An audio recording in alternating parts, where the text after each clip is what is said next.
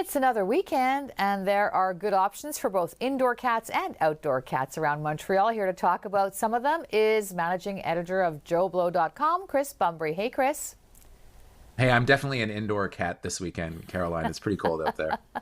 Okay, well, we'll talk about outdoor cat stuff later, but first let's talk about a post-apocalyptic horror film, 28 years later, The Bone Temple. Now, this is the fourth installment of this series of films, is that right?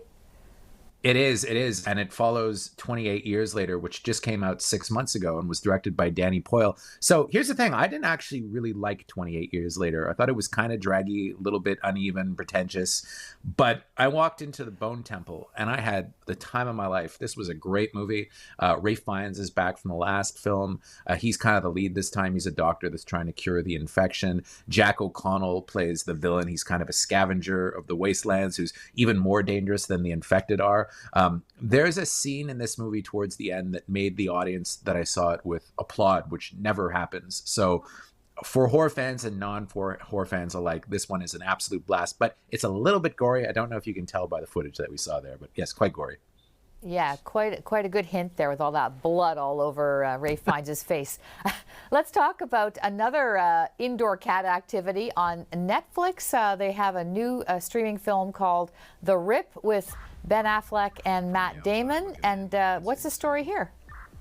Yeah, so they play two cops who basically stumble upon a stash house that has $20 million. And unbelievably, I interviewed the director a bit this week, and he told me that it's actually inspired by something that actually happens. And it was actually even more money. They just had to tone it down because it would have been too unbelievable to do.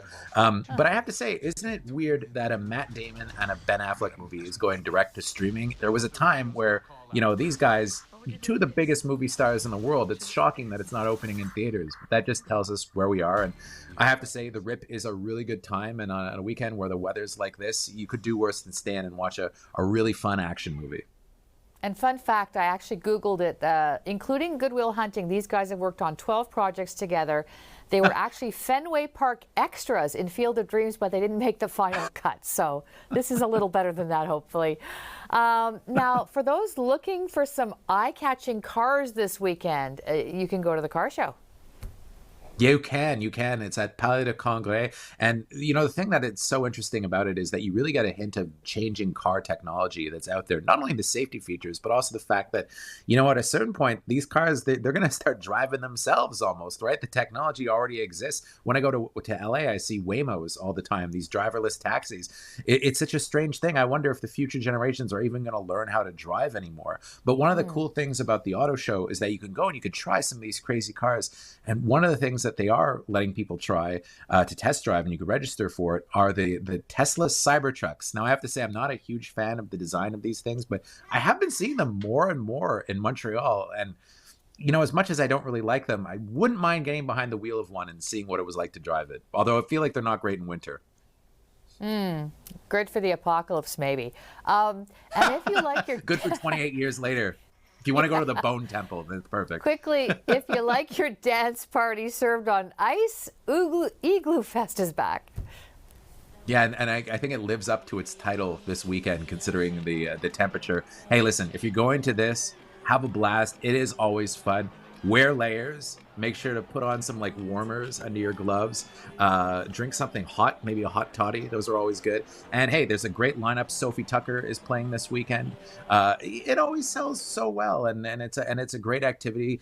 People always say that Montreal can be a bit of a drag during the wintertime. It's so much fun during the summer, and it's good to see more winter activities like this come along to bring in the tourists and to give people something to do. That's a little bit different than just staying inside and watching movies like I do.